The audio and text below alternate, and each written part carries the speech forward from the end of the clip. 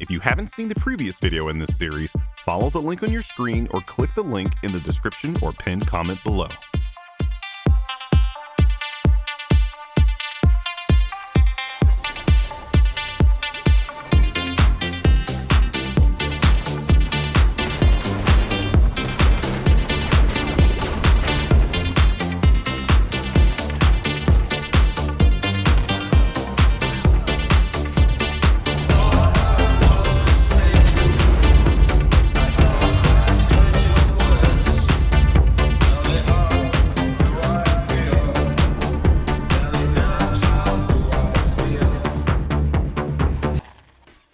Some days my childhood feels so very far away. That's because you were very old, Diana. Very, very old. So this really isn't that much of a surprise, is it? Here's the thing about long-lived species. They don't experience time in the same way that things that aren't as long-lived experience them. Think about it. Houseflies live for about a month. To them, that 28 days is a lifetime. But to a human, that was just last month, a period of time you probably remember very vividly. For someone like Diana, who's lived for hundreds of years, the period in which she was a child is roughly equivalent to 2 decades ago for us. A long time, to be clear, but not in the way you're suggesting. The stadium is gorgeous, but it seems fairly specific to this Themysciran Olympics. What is its purpose for the rest of time? One-sided basketball court? Giant bubble blower? Quidditch field? To normal people, I probably don't even have to explain that this is like a basketball court or a baseball field, something that will remain in place until it's time to play the game. But this is CinemaSins we're talking about, so... I can't tell if these are actual competitions or just people doing a bunch of random stuff. And? I mean, what's your point? Again, it's obvious this is all for Amazonian athletics, so why is this a sin of the movie? How is this something wrong with the film? This is the most overcomplicated ball I've ever seen in my life. Well, we're waiting. Where do we draw the line on cheating? Why isn't pushing your competitor cheating? Why isn't this detour cheating? Damn it, if this is okay, I'm calling bullshit on penalizing Diana for taking a shortcut back to her horse later. I really don't understand you sometimes. Well, most of the time, but still. You're asking if the pushing is cheating while the movie is clearly showing you it isn't. It's like asking why is tackling legal in American football?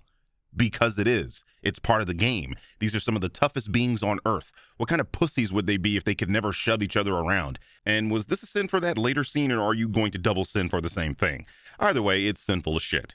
There are 6 horses here when the competitors swim to the beach, but this race started with 9 people. I know that they don't expect everyone to make it to this part, but what if 7 or more racers got to the beach? And we get to the bows and arrows, there are 7 there. And to make things even weirder, the target Diana hits has a color-coded system that tells the crowd who's winning, and there are only 7 targets and 7 spots for banners. It's almost like the movie expected there to be 7 people in this race, but shortchanged the horses. And when it came time to film the start of the race, the director invited 2 more people to be in the movie. You correctly deduced that the organizers of the race do not expect everyone who started the race to make it to this point, but you missed something in the opening credits. It's shown there that there are many more than 6 horses on the beach, upwards to at least 12 horses. This, of course, nullifies this entire sin. I'm trying to suspend disbelief here, but I do not accept that Diana is out swimming and outrunning the other competitors. Even with her superior strength and abilities, she just looks like a kid running. What do you expect her to look like when running? This? Because, What a terrible event to attend. During the main event, people cheer, the lengthening of banners. They can't watch the race live, and they don't have a broadcast system. They watch banners unfurl. Yay! You're aware this is like the 11th century, right? I mean, there are blind spots when the audience cannot see on modern racetracks, notably the Nürburgring. Back in the early 1900s, the best the audience got was someone on the radio telling them what was going on. How is this any different from that? Someone is telling them who is in the lead using the banners and colored smoke. It's essentially the same thing. You took the short path. You cheated, Diana. That is the only truth, and truth is all there is. The short path? She clearly completed an extra obstacle that required ingenuity and strength. 5 sins for gaslighting a child. I'll take those 5 sins and give them to you because she did take a short path by using a slide to cut through the course. Cheating always requires ingenuity. That doesn't make it right. You don't need a pile of money or some business degree to get started. You don't even have to work hard for it. America. Joke would have hit way harder if you said South Korea. This guy really walked into a mall jeweler for black market goods with no kind of face covering or mask. Well, yeah. SARS-CoV-2 wouldn't be a thing for another 35 years. If you hate the contents of your purse enough to abandon them during fight or flight, maybe you don't need a purse. What the hell? This man has a goddamn gun. Your purse and its contents can be replaced. Your life cannot. How does Diana even know what's going on down here? The movie gives us the impression that she's already en route to the mall when she wonder boots this car out of the way. Maybe she's just lasso of truthing her way through the city like Spider-Man, waiting for plot-convenient joggers in peril or dangling infants. That is precisely what she's doing. Have you read a single comic book in your life? Pretty much every hero does this. Also, how did she manage to break through just the right skylight to rescue the little girl with perfect timing? This is a huge mall. It's almost like Wonder Woman has super speed or something. Wonder Woman fights in wedges? Wedges? The stupidest shoe ever created, and that's what she fights in? This woman is walking around in the same kind of shoes that people who have "can I speak to the manager" hair wear. We're supposed to let her save us? Jeremy just called Wonder Woman a Karen. That just doesn't sit right with me. Oh, I'm sorry, I didn't see you there. Hey, we can share if you like. Or you could have just given it to her. Jeremy yells at the screen cliche. Seriously though, Diana knew Steve Trevor for all of a month, and she is still crisp pining for him after 70 years. I've had a longer relationship with the squirrel that keeps stealing my bird food. Ironically, he's also called Steve. Steve. I almost skipped this sin, but I wanted to point out that you're forgetting how old Diana is. She's over 800 years old in this movie, and in the comics lives to be at least 5,000 years old. 70 years ago for her might as well be months for us. One day movies will stop using clumsiness as a character trait for their female leads, but today is not that day. Yes, I know it's supposed to be a contrast to how dexterous Barbara is once she gets her superpowers, but damn it, that does not make it any less lazy. We get it, Jeremy. You've metamorphized into a male feminist. Problem is, women do tend to be clumsier than men because it is a component of physical ability, something men are naturally better at. So all this trope does is reflect reality, as shown by a study conducted in the UK. You should be reading papers like these instead of shit like this. Yes, the absolute fucking bird brain that wrote this article believes she is clumsy because of the patriarchy. Feminism. Scientists don't wear heels. Sometimes we do. Also, movie treats walking in heels as a virtue. No one is more or less valuable based on their footwear choices. They aren't treating heels as a virtue. They're literally saying that women have a choice. I see your brand of feminism is the one where you think women have to be frumpy in order to be a feminist. The entire point of feminism was to give women the power and space to choose.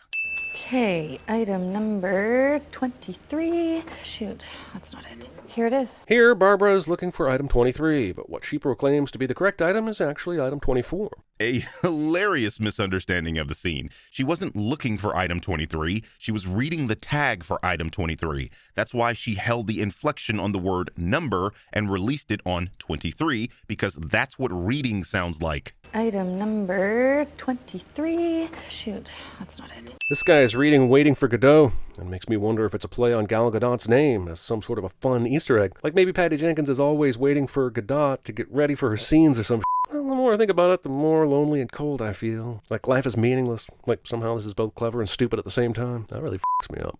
I was tempted to remove a sin for you finally pronouncing Gal's name correctly, which is something you didn't do in the video for the last movie, but then you kept going with this weird soliloquy.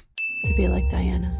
Strong, sexy, cool, special. Barbara doesn't know that Diana has superpowers, so she could literally just be wishing to be strong, sexy, cool, and special, which are all subjective. And the movie works hard to push Barbara to this point, undermining her agency as a character. Her ultimate turn to villainy would serve more as a cautionary tale if it felt like this was an option. Instead, the writers have chosen to torture her to the point where even the audience is encouraging her to make this wish just because we want the pain to stop.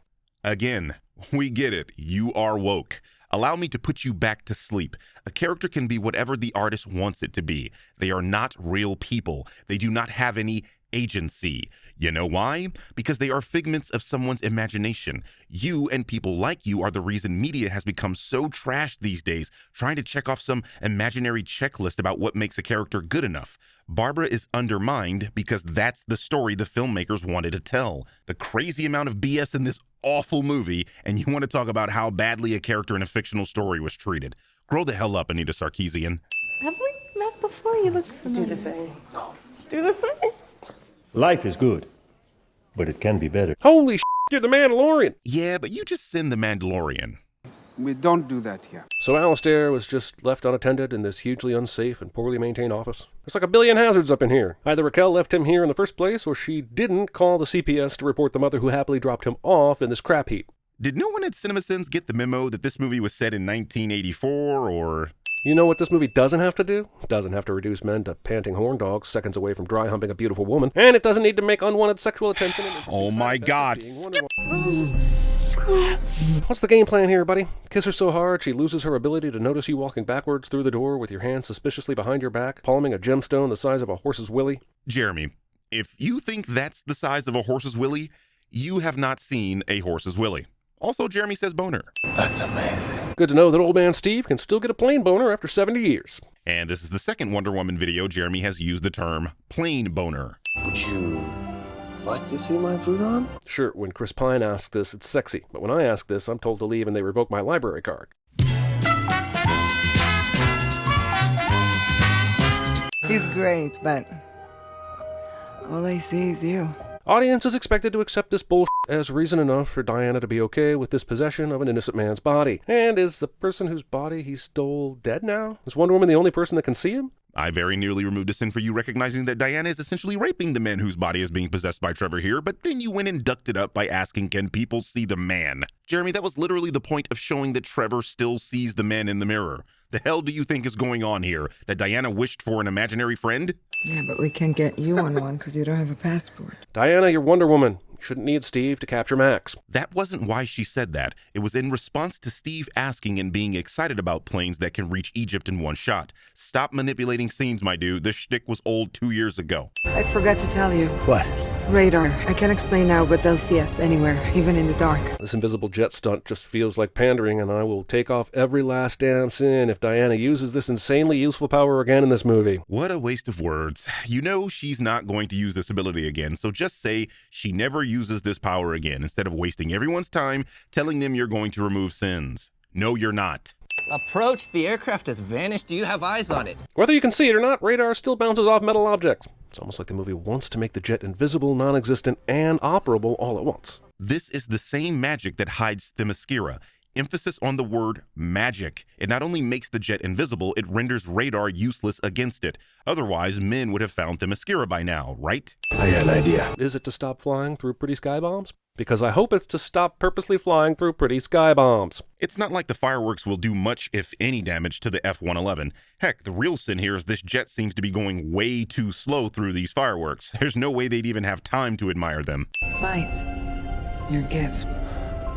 I'll never understand it. Is she saying she doesn't understand how planes fly? It may be pricey, but you can get a private pilot's license in a couple months if you want to. I am sending this because Diana is an intellectually curious person, and she had like 50 years to figure this out. What does someone being intellectually curious have to do with learning how planes work?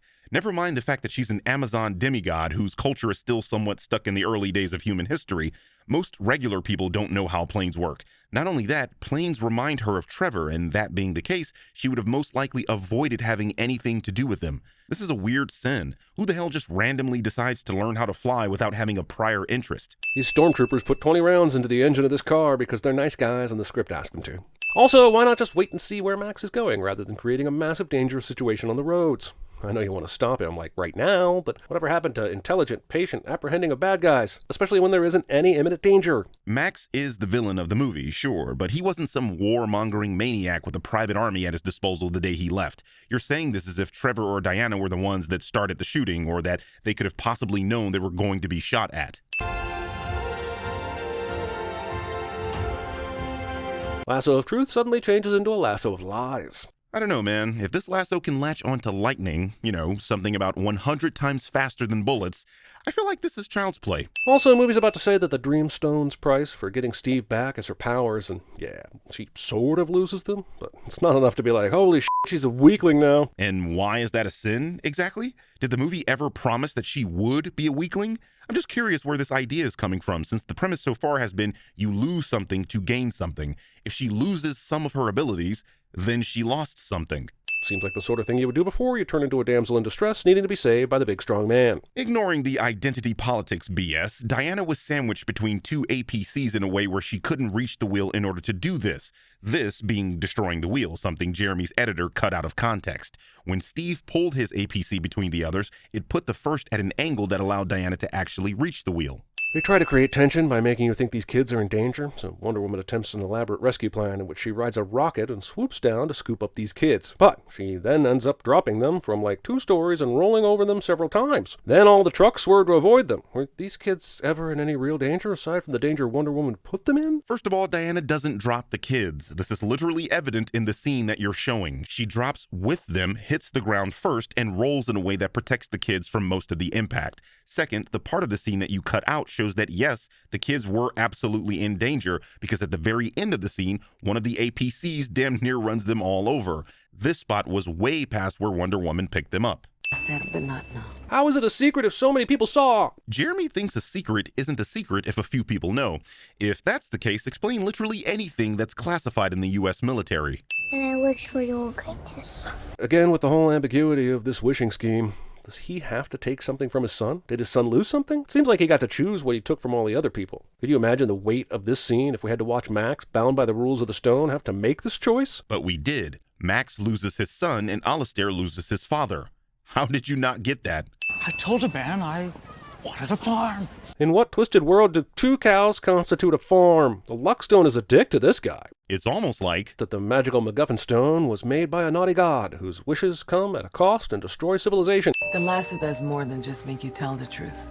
It can make you see it too. This all seems like it's going to be important later, but maybe they could have used the previous hour and 40 minutes to introduce some of these pretty cool things. That would have been interesting to learn about more or maybe even see in action. I'm kind of confused by this then. What do you mean it would have been cool to see it in action? You mean like right now? What is the difference if they still show you anyway? I guess my point is Jeremy sends something he likes cliche. What's this? Global broadcast satellite. Top secret program that enables us to override any broadcast system in the world. I'm sorry, that was me throwing my BS-o-meter out the window after it caught fire from listening to this bullshit. Movie wants to tell us that the exact bit of experimental tech that Maxwell needs to reach the world just so happens to be in the White House, being discussed at the exact time Maxwell wishes for this spontaneous meeting with the president. A few minutes ago, the president said he wasn't even here, so what? They just left this highly secret presentation out for the last however long? Either you're extremely dishonest or you're really dumb. You explicitly said that the president stated he wasn't in his office. This means that someone wished for the president to be here so Max could have an audience with him. This also means that the tech and discussion about that tech were wished here too. Nothing about this is convenient, my dude. You're watching a movie about wishes. Uses particle beam technology just like the Star Wars program. Oh, you nearly got me. So what you're saying is they didn't do the thing that would cause you to give them a sin, but you're still giving them a sin anyway. Apparently it bathes the landscape in a signal of particles that goes in and fiddles with any technology it touches. You said touches? He did, but not the way Max hopes. But the movie will make it mean that anyway. That's kind of what particles mean, Jeremy. Particles in this case refers to electromagnetic radiation. Radiation obviously touches people. This is why you can't go into Chernobyl, because ionizing radiation pierces through your organs and can cause radiation sickness or even cancer. I don't want to go into too much detail here, but believe me when I tell you that Diana's range of motion is limited by her useless booby armor. There's a lot wrong with this sentence, but I'll leave it at no, it's not limited, because it's flexible and by definition armor is not useless, especially in this case where Diana is losing her invulnerability. Can't let you do this, Diana. Whoa, Nelly, how does Barbara know Wonder Woman is Diana? How did she see through her disguise?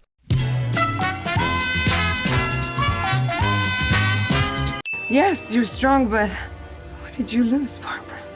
Where's your warmth, your joy, your humanity? Diana asks this as if losing those things is in any way a punishment for wishing to be strong. Jeremy thinks losing one's humanity for power isn't a punishment. At this rate, I feel like the Dreamstone is real, and in return for his brain, Jeremy wished for subscribers. I'll never love again. If it means we don't have to see this bullshit in the next movie, I'm okay with that. If it means we get to see a strong woman in the lead who isn't crippled by love, I'm okay with that. God, they have reduced this powerhouse of a woman to a crumpling pile of emotional debris, haven't they? You see, this right here is the problem I have with Twitter feminism, which is the brand of feminism Jeremy obviously subscribes to. Instead of making women capable, intelligent, and resourceful, what these people want is for women to be men. This is why these people absolutely adore Brie Larson's Captain Marvel, because she appears to be an unfeeling, non-emotional automaton who balls up her fists with a constant scowl on her face. This is how people think men are, so in order for women to be like men, men, they want characters like these to not like men or even express emotions towards them. The problem is that men in these movies absolutely express emotion towards loved ones. Superman has Lois, Aquaman has Mira, Spider-Man has Mary Jane, etc. So my point is, if you want women to be equal to the men, Wonder Woman expressing her emotions for Steve is right on the money. Apparently her lasso can attach itself to the departing soul of her dead love, thus propelling her toward her destiny. It always cracks me up when I think about how you refer to yourself as hyper-observant. Someone who is actually hyper-observant would have noticed Diana grabbed onto this tower here, especially because you can clearly see that. But you only get one wish.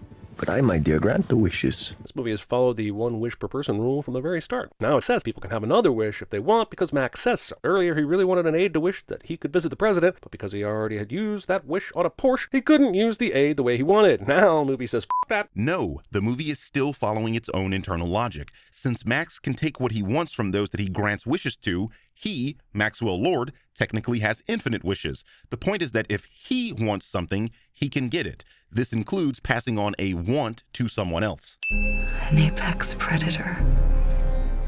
Like nothing there's ever been before. So definitely not a cheetah then? Also, cheetahs are not considered apex predators. At best, they're high-level mesopredators. Whoever taught you the word mesopredator, because, let's be honest, didn't do a good job of explaining what that means. A cheetah is not a mesopredator. It is an apex predator.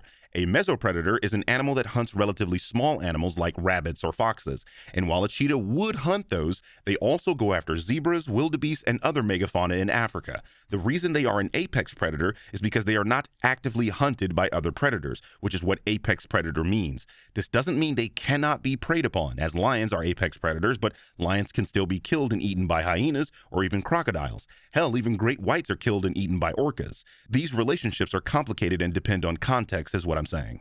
And I sure wish this works for me. Don't you? Yes, sir. How is this even a real wish? Pretty sure this guy's intention was just agreeing with a figure of speech. This isn't granting wishes, it's just granting casual suggestions. This is consistent with how the wishes have been granted the entire film, though. When Lord asked the president what he wanted, he never had to say, "I wish," only describe his desire. As much as Diana hyped this armor, I don't understand why she needs it, or at least why she thinks she needs it. She told Steve that her ancestor used it to protect herself from a huge army. But she's faced far worse than this, and the main bad guy isn't even all that physically dangerous, and she doesn't know Barbara turned into a cheetah yet. For a large portion of this video, you've been complaining about her losing her powers and even stated that her normal armor is pointless. Now, when confronted with her donning actual full-body armor, your question is, why is she wearing armor? Are you fucking serious? Scene does not include a Mungo Jerry. Jeremy makes a Cats pop culture Over a decade of the modern superhero movie, and we are still ending these things with basically a same versus same battle of punches and kicks that we know can't really do any damage to either character. I'm only curious, of course, but how would you suppose superhumans fight each other, Jeremy? No, seriously, what are you asking for? These characters don't have energy projection, so how else could they fight each other if not using arms and legs? And further, why do you keep asking for mismatches? A character fighting an otherwise evenly matched character is compelling, which is why we want to know who'd win, Cap or Batman. The answer is Cap. And lastly, you are forgetting that these movies are based on comic books. These characters fight hand to hand in those books, so it doesn't matter how long we've gotten modern superhero movies. If you're going into a modern superhero movie expecting no hand-to-hand fighting, you're probably a fucking idiot. Then I'm so sorry. The pandemic for robbing us all of the experience of hundreds of children screaming in terror as their hero straight up murders someone. Sure, Barbara doesn't die, but... And let me stop you right there, because Barbara doesn't die. Make a wish! Any wish! I wish this movie would end. And I wish this video would end. Here, let me grant both our wishes.